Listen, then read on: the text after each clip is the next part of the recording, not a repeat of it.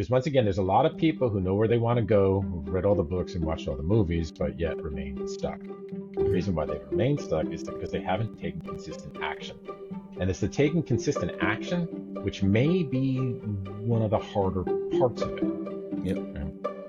And so how can we probability stack that we do take consistent action? Well, we have three acronyms for this: CAS. So CAS, one of the ways to get you to take consistent action is community.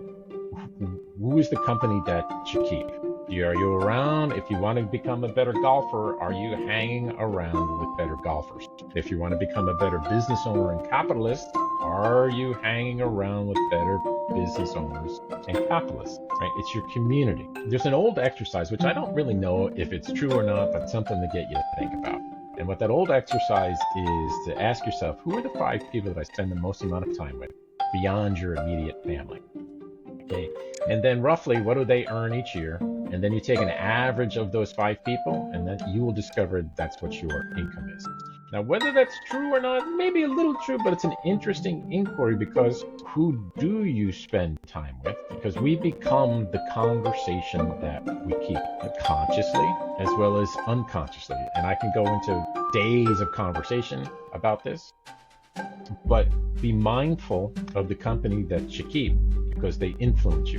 Because much like when you were all kids, your moms probably said something like this, like my mom said to me. She said, Kenny, don't hang out with those boys. You're going to get in trouble. And of course, what did I do? I hung out with those boys and I got in trouble. So if things work for bad, they must also work for good.